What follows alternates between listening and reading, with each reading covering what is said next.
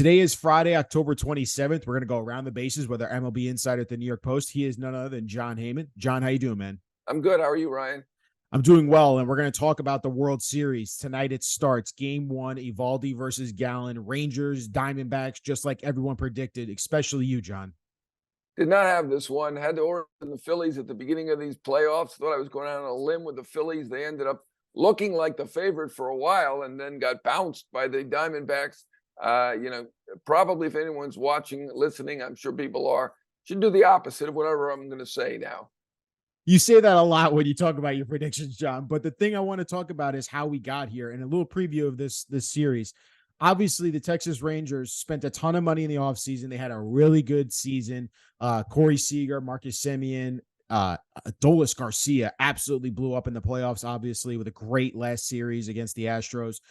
And then you have the Diamondbacks who, came in as a wild card. Nobody really took them as a serious contender as one of our, whoever you want to call it, Chris Mad Dog Russo, put all the schneid on them and said, I don't believe they're going to win. They're going to beat the Phillies. We've seen how that played out. But, Jon, talk about how these two teams got here. Two totally different aspects, different ways they built their rosters.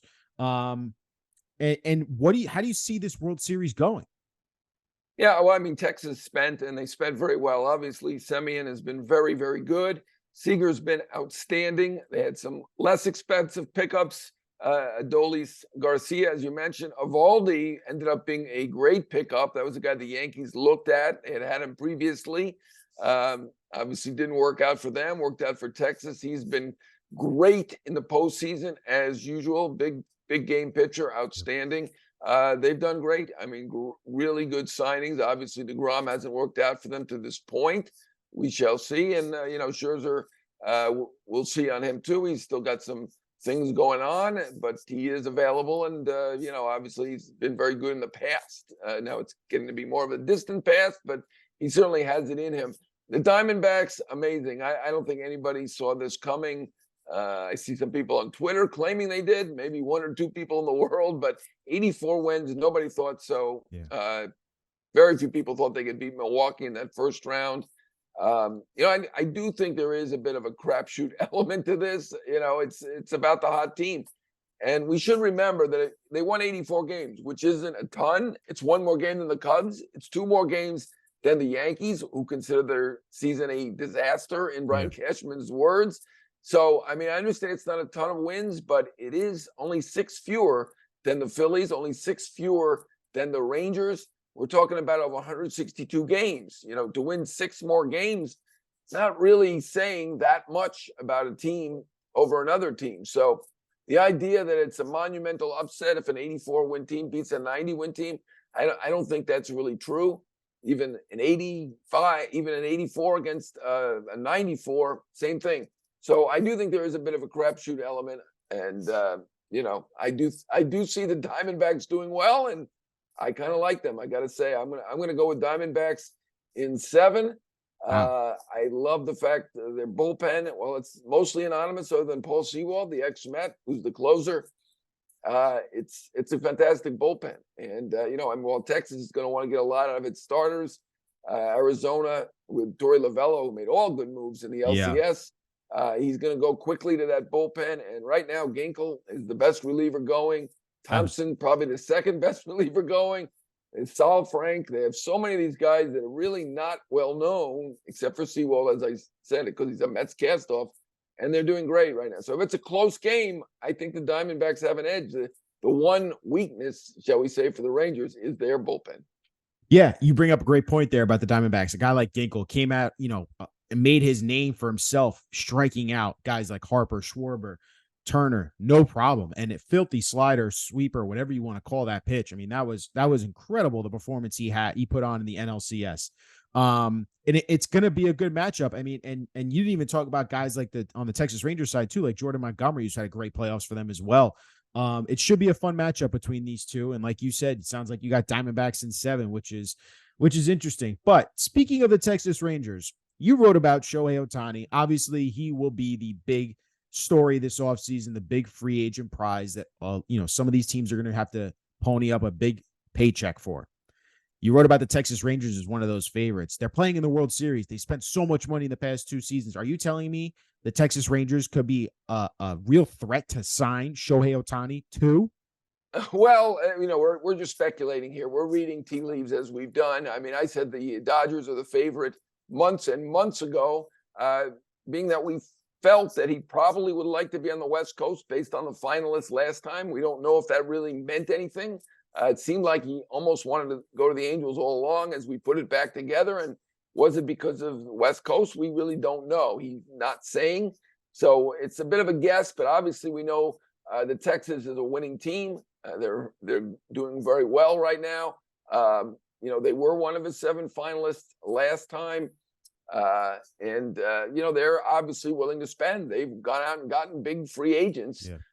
And they probably have a little bit of room under that big Steve Cohen tax threshold, which gives them a little bit of an advantage over the Mets and the Dodgers and the Phillies, teams that are above them in the payroll world. So I named them as the co-favorites with the Giants and the Dodgers. I think the Giants will be the most motivated team. The issue there is tough ballpark for a lefty to hit home runs. Barry Bonds obviously did it, but as we all know at this point, not only was Bonds a great hitter, he had a little help. And so I do think that Ohtani, I do believe he wants to win, but I do think he likes putting up those big numbers, winning those MVPs, and it's going to be more difficult to do it in San Francisco. Like I said, I think they're the most motivated. Still have the Dodgers up there. Some questions with the Dodgers, though. They've already got the big TV deal. Yeah. They've already basically sold out their park. So the marketing potential might be a little bit less there. I think it's big anywhere. Some people have told me up to $35 million for extra money with everything, with attendance, and even more than that if you get the playoffs. So there certainly is a reason to go get him, but there's more reason if you're struggling in terms of attendance, as the Giants are right now compared to how they were in their glory days. So those are my 3 favorites. Obviously, the Mets have the money to do it, and they certainly are coming off of a rough season, and they'd love to do something special. Certainly not going to eliminate them. They were fairly high on my list, but I had in the post today, I had 10 teams with odds and then field, which, I think there are mid-market teams that probably could do it. I don't know if any small, it's not going to go to Kansas City or Miami, but I do think that a mid-market team who's got room under that threshold can do it. Because if you're at that threshold, like the Mets are right now, and you give them a $60 million a year contract, it's now 110% tax. Yeah. So that tax would be totally taxed at $66 million in tax. Nobody likes to pay tax. Now, Steve Cohen ended up getting his tax bill under 100 million, but still was 100 million. Does he want to add another 66 million to that? I'm not so sure that he would. Yeah, it's interesting that you put it that way. The price that they would have to pay is tremendous compared to a Texas Rangers or even, like you talked about, the San Francisco Giants. And you'd have to weigh that factor, because how many other moves are you really going to make if you do get an Ohtani, if you're the New York Mets this offseason? And you also have to weigh the fact are you still going to, are you going to give Pete Alonso an extension? How's that going to play out? So definitely a lot of decisions to be made, including just getting a manager as well for the New York Mets. But Ohtani, the rumors, like you said, they're going to be there. We're interested to see what that final number is going to be that he's going to sign for. Real quick, do you think it's going to cross that 600 million mark? I don't think it'll cross 600 million. That's the number I threw out there, I don't know, probably 6 months ago or more, before he had the elbow situation, and it's now been fixed. He's expected to be back pitching or at 2025, so he's going to miss a year. I still think, and I said he's going to get over 500,000. I'm not alone on that. Ken Rosenthal also said that over 500 million, but most people said not. Yeah, it'll be, again, we're all looking forward to seeing how the final number, what that's going to be. It's going to be a record number. Jon, let's pivot here and let's talk about the New York Yankees. You wrote about them, about Juan Soto, and that they like the player, but, despite reports that they were talking to them already and they made contact, you're saying that has not happened. There's been no talks there between the Yankees and the Padres about a Juan Soto deal in the offseason. That you wrote that they did speak prior. Right. Before that. My understanding is the Yankees are still evaluating. Obviously, they had that extra entity come in and evaluate their analytics and everything else that they do. Obviously, they have had some rough moves over the last few years. They did talk about Soto at the trade deadline. Obviously, San Diego decided not to become a seller. Now there are reports that San Diego needs to lop $50 million off of their big payroll. They are third in payroll behind the two New York teams. We do expect that they lost a significant amount of money last year, but Peter Seidler is their owner. He wants to win. I'm not sure they're really going to lop $50 million off. Last year, they went in and said that they were going to do about the same as they did, and then they went after Trey Turner, they went after Aaron Judge, and they ultimately signed Xander Bogaerts for $280 million. That's a team that was going to keep their payroll where it was. Now, Snell's a free agent. Hader's a free agent. I mean, that's $30 million right there that they've lopped off. To lop off another $20 million, it would fit to trade Soto. He does fit for the Yankees. Big left-handed power. Would be great to combine him with Judge in that lineup. Certainly, I'm sure the Yankees are thinking about it. I'm sure there will be talks. Right now, the Yankees have other business to take care of before they get really serious about any kind of talks like that. Interesting. And you do think they're going to be big? They have to make a big move this offseason, the Yankees. You can't just go into next season as the same exact team. You can't have the big move be this outside entity coming in and looking at their analytics. I mean, that better not be their big move. The most logical to me would be Bellinger. He's a free agent. You could get him with money rather than give up prospects, which the Yankees have been very reluctant to give up prospects the last few years, which is why they didn't get Castillo and ended up with Montas. Gave up some prospects for him, but not the upper echelon prospects that they would have had to give up for Castillo. Yes, I believe they need to do something big. Free agency probably more likely than going out and making a trade, but certainly worth investigating Soto, as he is lefty and one of the best 5 hitters in the game. I always overlooked Yordan Alvarez in that list of the best hitters. Yeah. You know, I always say Freddie Freeman was the best hitter. Now I'm not so sure. I think it's one of those two between Freeman and Alvarez, but Soto to me is right there with him. He's probably third best overall hitter in baseball. Yeah, he's extremely talented and would fix a lot of issues that the Yankees need, obviously. John, let's bring this all home. Your disappointing team of the week. Who is it? Got to be the Phillies. I mean, I was there right there with them. They were up 2-0. They'd won game 2, 10-0. It looked like nothing was going to stop them. They had a run differential of a plus 33 at one point.